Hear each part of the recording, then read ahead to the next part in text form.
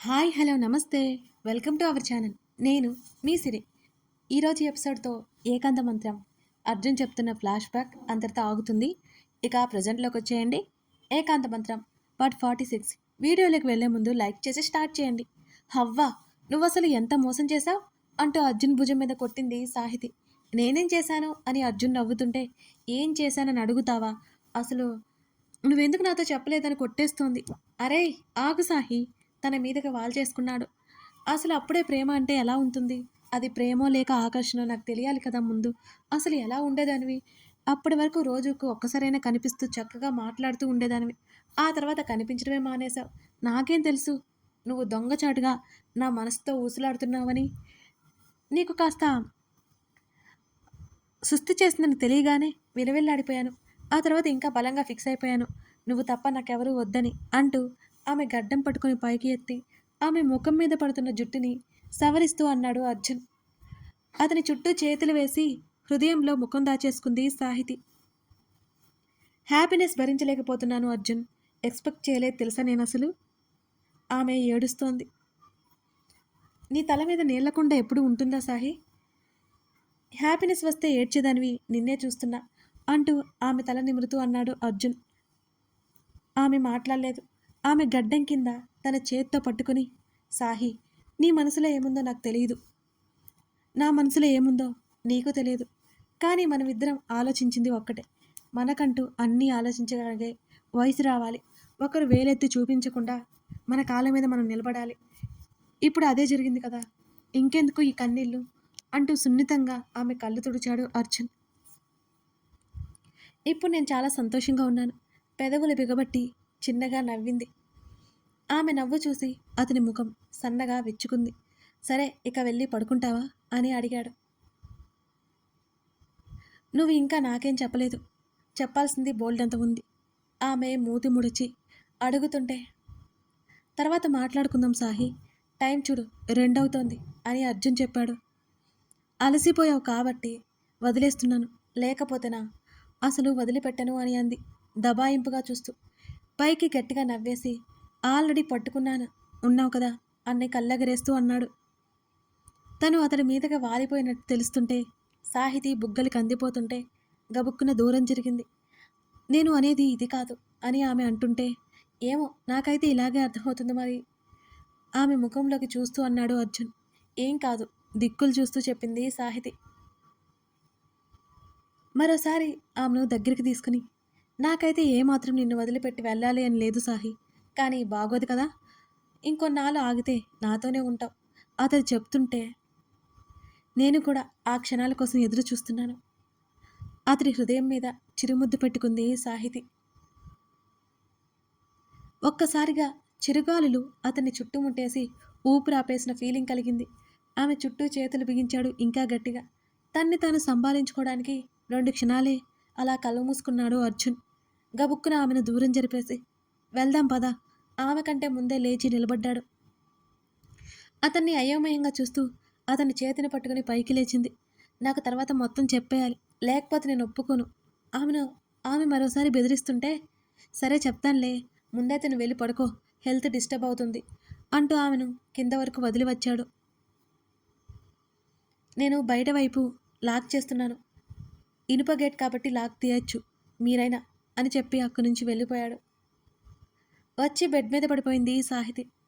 అంతకు ముందున్న భయాలు కంగారులు ఆమెలో ఇప్పుడు ఏమాత్రం లేవు. అతనికి తనంటే ఎంత ఇష్టం, అర్జున్ కూడా తనకంటే ఎక్కువగా తనని కావాలనుకున్నాడు అని తెలుస్తుంటే సంతోషం పట్టడానికి పట్టా పగ్గాలు లేవు. అతన్నే తలుచుకుంటూ నిద్రలోకి జరుకుంది. మధు గారు ఉదయాన్నే ఆఫీస్కి వెళ్ళిపోతున్నా అతని చేతిని పట్టుకుంది మైత్రి. ఏమైంది మైత్రి, ఒంట్లో బాలేదా అని అడిగాడు. ఆమె నుదుటిని పట్టిన చెమటని తుడుస్తూ మధు అన్నాడు. హాస్పిటల్కి వెళ్దామండి అని మైత్రి చెప్పింది. ప్రాబ్లం ఏంటి? ఆమె చెంప మీద చెయ్యేసి మధు లాలనగా అడిగాడు. ఆమె ఎందుకో చెప్పడానికి చాలా ఇబ్బంది పడుతున్నట్టు మధుకి అర్థమైంది. తర్వాత చెప్తాను, గైనకాలజిస్ట్ని కలవాలి అంది మైత్రి. అతనికి చెప్పుకోలేక ఇబ్బంది పడుతుందేమో అని మధు అనుకున్నాడు. సరే, నేను మంచి హాస్పిటల్ చూసి అపాయింట్మెంట్ తీసుకుంటాను, స్వీడీని మమ్మీ దగ్గర ఉంచేసి వెళ్ళిపోదాం అంటూ అతను ఫోన్ బయటికి తీసి అరగంట సేపు చూసి తెలిసిన వాళ్ళని కనుక్కొని మంచి హాస్పిటల్ అని తెలియగానే మైత్రిని తీసుకొని అక్కడికి బయలుదేరాడు మధు. ఇద్దరు గైనకాలజిస్ట్ని కలిశారు. మైత్రిని కన్సల్ట్ చేసి మీరు ప్రెగ్నెంట్, కాస్త వీక్గా ఉన్నారు అంటూ డైట్ మెడిసిన్ ప్రిస్క్రిప్షన్ ఇచ్చింది డాక్టర్. మధుకైతే మాటలు రావడం లేదు.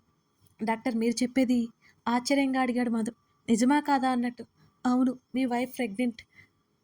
ఆ మాటకి మైత్రి వైపు చూశాడు మధు. ఆమె తల కిందకి దించేసుకుంది.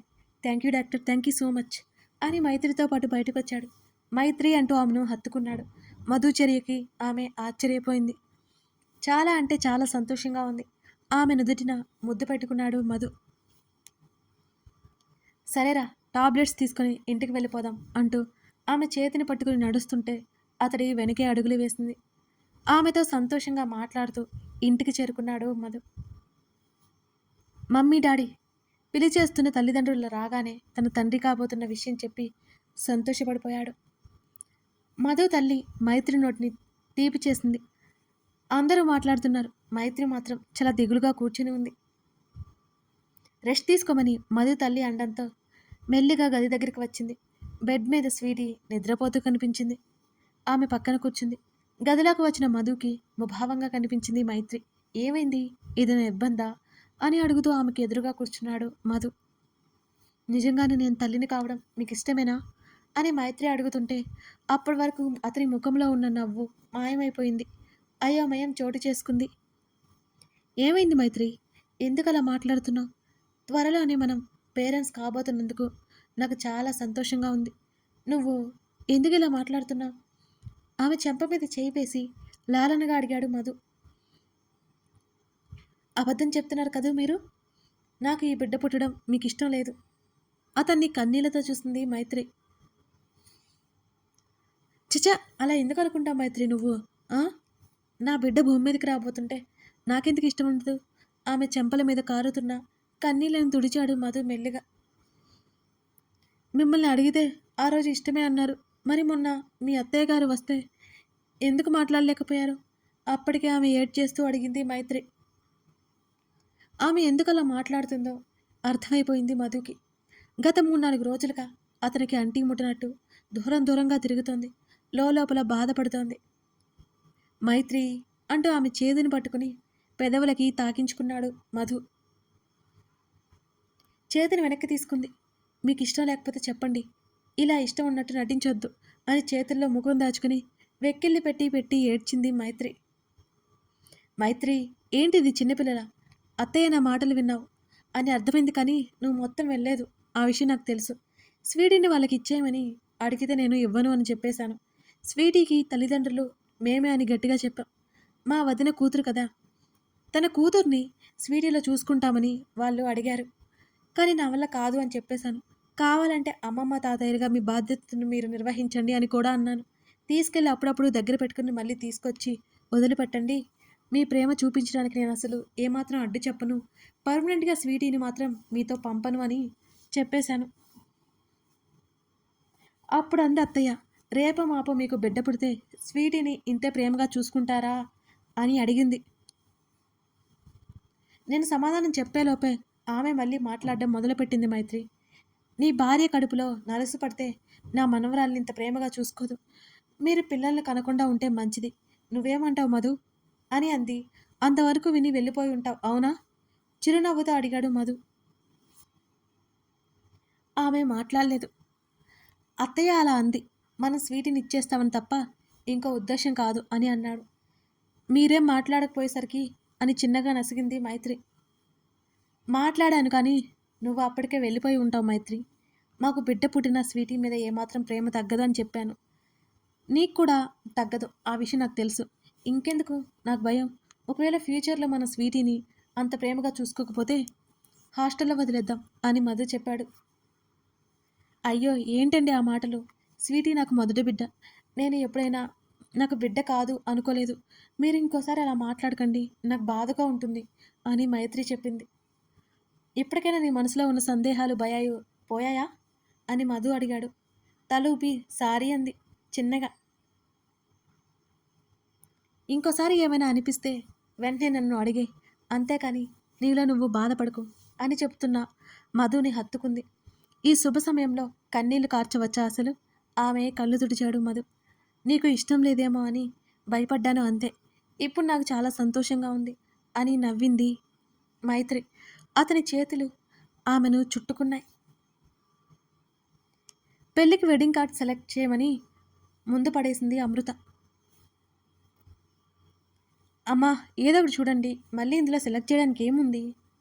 నా ఫ్రెండ్స్కి ఎలాగూ నేను మొబైల్ నుంచి ఇన్విటేషన్ పంపిస్తాను అని అర్జున్ చెప్పాడు. సెలెక్ట్ చేయనా అన్న, పెళ్ళి దగ్గర పడుతోంది కదా, అందరినీ పిలవాలి కదా అని కొడుకు తల నిమిరింది అమృత. అదే సమయంలో మధు మైత్రి కాల్ చేశారు అర్జున్కి. మైత్రి ప్రెగ్నెంట్ అనే విషయం తెలియగానే అమృత అర్జున్ ఆనందం పట్టలేకపోయారు అసలు. త్వరగా వచ్చేయమని గొడవ చేశారు. అర్జున్ అయితే వారం రోజులు ముందే వస్తామని చెప్పింది మైత్రి. అటు పెళ్లి బట్టల కోసం, నగల కోసం షాపింగ్లో మునిగిపోయింది సాహితి. 2-3 రోజులు అదే పట్టింది. ఆ తర్వాత బయటికి వెళ్ళనంటే వెళ్ళనని తెగేసి చెప్పింది. సాహితి ముఖం కూడా బాగా వాడిపోయింది తిరిగి తిరిగి. వైష్ణవి రావడంతో తనకు జ్యూస్ గ్లాస్ అందించి ఎదురుగా కూర్చుంది సాహితి. సాహి, 10 రోజుల్లో పెళ్లి పట్టుకుని ఎందుకు అలా తిరుగుతున్నావు? గ్లామర్ దెబ్బతింటుంది అని చెప్పింది వైష్ణవి. గ్లామర్కి వచ్చిన తిప్పలు తిరగలేక చస్తున్నాను. అన్నీ నా ఇష్ట ప్రకారమే ఉండాలని అమ్మ తీసుకెళ్తుంది, కానీ ఇక అయిపోయాయిలే, ఇంకా ఈ 10 days రెస్ట్ తీసుకోవడమే అని సాహితి చెప్పింది. సాహి, నాకొక డౌట్ బాగా కొట్టేస్తుంది అని వైష్ణవి అనుమానంగా చూస్తూ అంది. ఏంటి అది? నువ్వు అర్జున్ మా వెనక ఎప్పటి నుంచి ప్రేమ కథ నడిపారు అని అడిగింది వైష్ణవి కళ్ళు ఎగరేస్తూ. కథ లేదు, కాకరకాయ లేదు. అర్జున్కి కూడా నేనంటే ఇష్టమని నాకు ఇప్పటి వరకు తెలియదు తెలుసా? చిన్నగా నవ్వుకుంటూ చెప్పింది సాహితి. బాగుందమ్మా, బాగుంది. వెటకారంగా అంటున్న వైష్ణవి తల మీద ఒక్కటిచ్చి చెప్తుంది చేసింది చాలే. వాళ్ళ మాటల్లో ఉండగానే అర్జున్ ఫోన్ కాల్ వస్తుంటే వైష్ణవిని చూసి, అబ్బో పక్కింట్లో ఉండగానే ఫోన్ కాల్స్, సంవత్సరాలు చూసుకున్నట్టు ఫీలింగు, మాట్లాడు మాట్లాడు నేను మళ్ళీ వస్తాను అంటున్న వైష్ణవిని చిరుకోపంగా చూస్తోంది సాహితి. అంత లేదులే, నోరు మూసుకుని కూర్చో అని వైష్ణవితో చెప్పి కాల్ లిఫ్ట్ చేసింది సాహితి. అర్జున్ అని ఆమె పిలవగానే, సాహి యునో మైతు మైతు అని అతడు సంతోషం తాలూకా ఆయాసంతో చెప్తుంటే, ఏమైంది అర్జున్? సాహితి కంగారు పడిపోయింది. She is going to be a mother. అతను చెప్పిన మాటల అర్థమవగానే ఆమె కళ్ళు ఆశ్చర్యంతో పెద్దవయ్యాయి. ఆమె పెదవులు సంతోషంతో బాగా విచ్చుకున్నాయి. వావ్, నిజమేనా? గట్టిగా అరిచేస్తూ మాట్లాడింది. ఆమె సంతోషం ఎంత దాగలేదు, ఎంత దాచుకున్నా. అవును, ఈ న్యూస్ నీతో చెబుదామని కాల్ చేశాను, ఉంటాను అని కాల్ కట్ చేశాడు అర్జున్. ఏమైందే, ఎందుకలా అరిచావు అని వైష్ణవి కూడా కంగారు పడింది. విషయం చెప్పగానే వైష్ణవి సంతోషపడిపోయింది. వైష్ణవి వెళ్ళిపోగానే మైత్రి గురించి ఆలోచిస్తుంది సాహితి. మైత్రితో మాట్లాడాలని ఆమెకి ఎంతగానో అనిపిస్తోంది. ఎంత మంచి విషయం తెలిసింది. ఒక్కొక్కసారి అనుమానం వచ్చేది సాహితికి, స్వీటీ చాలు అని వాళ్ళ ఇంట్లో అనుకుంటారేమోనని. ఆమె ఆలోచనలకు విరుద్ధంగా మైత్రి తల్లి కాబోతుందని తెలియగానే ఆమెకు పట్టలేని ఆనందం వేసింది. మధు మైత్రిల బంధం ఇంకా ఇంకా ముందుకు వెళ్ళిపోయింది. అలా వెళ్ళిపోయి అందరికంటే ఎక్కువగా సంతోషించేది తనే. మైత్రికి కాల్ చేయాలని మనసు లాగుతుంటే చేద్దామా వద్దా అని కాసేపు సంశయంలో ఉండిపోయింది సాహితీ నందన. కథ కొనసాగుతోంది. నేను ఒక క్వశ్చన్ అడుగుతాను, మీరు ఆన్సర్ చేయండి మర్చిపోకుండా కామెంట్స్లో. ఈ స్టోరీలో మెయిన్ కాన్సెప్ట్లు 2 ఉన్నాయి. అవేంటో మీరు గెస్ చేస్తే కామెంట్ చేయండి మర్చిపోకండి. Thank you for watching this video. మరో ఎపిసోడ్తో మనం మళ్ళీ కలుద్దాం.